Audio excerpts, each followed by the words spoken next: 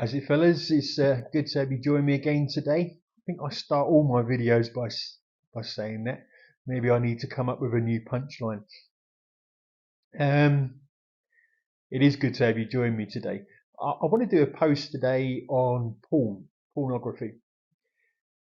I've wanted to do this post for quite a while because I think this is where the tacky hits the road for a lot of men. This is where man aware is going to start really coming into its fore as far as helping men, not just men actually, because women have the same addiction, but this channel is obviously for men, but helping men get free from this addiction to pornography. I'm speaking from experience. I've had my own problems with pornography, and I'm daily having to fight to stay in freedom. So I'm not speaking as somebody on the outside. I'm speaking as somebody that's worn the t-shirt. I did a post not so long ago on the movie Sound of Freedom. Some of you watched that, I'm sure. It's a really awesome movie, but it's a hard movie to watch. And obviously, the subject matter of the movie is human trafficking. Um, when we think of human trafficking, I think that the safe part of our brain tends to think of people like slavery in the past, where people became butlers and worked the fields and all that kind of stuff. But in our world today, a lot of human trafficking, especially of young girls and stuff, ends up young girls and boys actually, if you think about it, they end up in the sex trade. They end up getting being forced to get addicted to drugs and are being used in pornographic material and all kinds of stuff. When we watch porn, those that are enacting the sex, they're not. Some of them want to do it. Some people actually have that desire to become a porn star. We can't deny that, but a lot of them, I would say, are people that are being forced into it. They've been grown into it, so to speak. Um, and it makes you kind of think about porn in a different way. It certainly does me anyway. So that's the foundation for what I want to talk to you about today. As I say, I've had my own addiction to porn. For me, it started. I was probably 10, 11 years old. I remember getting hold of some of my grand's catalogues. Back when I was younger, you used to have like these catalogues, K's catalogues and stuff. You had to buy clothes and pretty much anything for your home. It's almost like an Argos, but it was all mail order stuff. Argos is a shop in the UK. And I used to kind of look through the lingerie, and that used to be quite exciting for me. And then it kind of grew from there into finding some porn magazines and movies and stuff like that. And we know that in our world today, it is so much easier. I think the young people today have got such a battle ahead of them. So I think as men, as fathers, as husbands, we need to walk in freedom so that we can come alongside our children and help them through their own battles. Because it is so real. I mean, you know yourself, it's so easy to get hold of pornographic material today. So this isn't just for us. I believe it's for the next generation. Why do we use pornography? I sat and thought a little bit about why do we use pornography? Why do we even go down that road? I think for some of us, there's a loneliness element. If you live by yourself and you spend a lot of time by yourself, you kind of can go into like a fantasy world where you think that you've got all these friends and all these people that want to perform for you and do things for you. None of it's real, but our brains just tend to go into this kind of fantasy world where loneliness seems to disappear for a moment, and we don't feel so lonely. Some of it is self-medication. One of the things that I've learned in my journey, I've done a course called Brave Course, and that taught me much about self-medication. When you're dealing with distressing things, when you're dealing with trauma, when you're dealing with pain, you've had a bad day, and all that kind of stuff. Addicts, no matter what the drug, tend to self-medicate. They tend to use pornography or drugs or alcohol, whatever it is, whatever your drug of choice is, just to kind of almost like detach themselves and make themselves just feel a bit better in the moment. It kind of It doesn't deal with the problems that you've got, and I'm again speaking from experience here. It doesn't deal with the problems you've got, but don't know, it just takes them away for a moment, for a little bit of time. You're not thinking about them so much. So we kind of self-medicate on these things. Another reason why we turn to porn is we feel unfulfilled. Maybe you're in a relationship and maybe your wife doesn't do the things that you want her to do when it comes to your sexual relationship with her, and you feel unfulfilled. Some of that unfulfillment is actually we've built up this kind of impression of what sex is by watching porn. And we want our wives to perform things that actually they're not comfortable doing because we've seen it on the screen. And all we've done actually is bring ourselves to that place where we feel unfulfilled. So we turn to porn. Another reason why we turn to porn is for that dopamine rush. I don't know, again, I'm not a scientist, I've said that before, but apparently from the studies that I've done, that you just get such an incredible rush of dopamine when you have that moment of ejaculation from using porn. The dopamine rush is just so intense, and there's very little in life that actually lives up to that dopamine rush. That's why it's so hard to get free from it. And they're called dopamine. It's like a feel-good drug in our brains, and it makes us feel a lot better. Another reason why we use porn is we've actually built a relationship with it. And I listened to some studies on that whole idea of a relationship with porn. When you think about it, it's like investing in an actual physical relationship with somebody.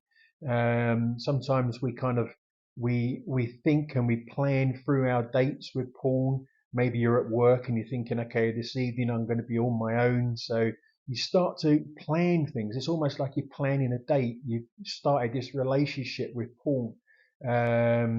Sometimes people they revisit the same kind of theme in porn. They've built this kind of relationship with what they're seeing, and they go back with that kind of expectation and desire to watch the same stuff. Um, yeah, and we invest lots of time in the same way that we'd invest a lot of time with relationships, actual physical people. We invest a lot of time with this addiction to porn. So we've, in a sense, built a relationship with something that doesn't exist. It's not actually real for us. Okay, so there you go. Lots of information about the subject of porn, but how do we actually break that addiction? How do we actually break that addiction? Well, the first thing that we need to do, and guys, this is just the tacky hits the road stuff. We need to abstain. If you want to get free from alcohol, you need to stop drinking. If you want to get free from drugs, you need to stop using drugs. If you want to stop using pornography, you need to abstain. God can come into our lives and flick a switch and deliver us in an instant. And I have experience of that. When I became a Christian, God set me free from using drugs, and it was like flicking a light switch. One minute I was addicted, next minute I weren't. And God can do that. And my prayer for you is that God will do that in your life. But for most of us, it's a process. You have to work at it. We have to choose to abstain. And like any drug, if you give up smoking, it's hard in the early days, but as you progress in getting free, you find that your craving for it lessens. So it starts with abstaining. We need to have companionship. We can't do this in and of ourselves. We need to do it with others. We have to do it in and of ourselves, but we don't need to do it alone. We don't have to be lonely in this. If you battle with loneliness, find ways to get friends in your life, get people that you can talk to and spend time with. Even if you're not very good at building friendships, go out. Don't sit at home all the time. Go to a coffee bar and have a cup of coffee where you're around people. We need to be in the company of other people. So deal with loneliness through companionship. Try and get support and accountability. Obviously, Man Aware is about supporting and encouraging each other. Again, you don't need to be doing this alone. You're doing it with other fellas. And when it comes to support, listen, guys. There's very few men in our world today that haven't, at some point, had to fight the addiction to pornography. We've probably all worn it at some point in our lives. So don't be ashamed to bring your addiction to other fellas, because chances are they're either in the same boat as you, or they've, by God's grace and by their determination and work, they've actually come out of that addiction. So, get support. Talk to other people that have been there and worn the t-shirt. They can tell you ways in which they've got free themselves, but also be accountable to those people. I'm not just saying have a place to go when you failed and confess your sins to them, but be accountable. Yeah, I mean, one of the things that I do if I ever come under that kind of temptation again is I go on my men's group that I've built up a relationship with these guys over more than a year now, and I say, guys, look, I'm under temptation, and they pray for me and things like that. So build that kind of support, accountability relationship. Another thing to do is seek professional help. If you're feeling unfulfilled in your relationship with your partner, whether that be wife or someone, your girlfriend that you're living with, and not everyone's a Christian watching this, get support, get professional support. That there is counsellors that you can talk to about relationship advice. Get a relationship advice, even sexual advice, how to break these addictions, and get professional help if you're feeling unfulfilled in your relationship. And then I guess the last thing, and you can probably come up with other ideas, but this is just what's come to me. We need to divorce our addiction and our relationship to porn. When I said that we build a relationship with porn, we do. We, as I said, invest time in it. We plan for it. It's like we're planning a date to have with porn. But we need to divorce that. We need to separate ourselves from that relationship. We need to break that relationship. And divorce is something that's there's a lot of it going on in our world today. Maybe some of you watching this are divorced, and I'm not here judging you in any way, shape, or form. But if you've been divorced, you know what divorce is all about. It's signed, sealed, and delivered, and the relationship is ended. And we need to take that hard approach to our relationship with porn. We need to divorce it. If you're a Christian, I'm telling you now that the divorce papers have already been drawn up in heaven. All you need to do now is sign it and break that relationship. Close the doors that you've opened. Renounce any evil that you've partnered with. And fix your eyes on Jesus and just walk in the freedom that is already provided for you. And I just want to finish by saying it is possible to walk in freedom and enjoy a normal sex life. Getting free from porn is not like getting free from alcohol.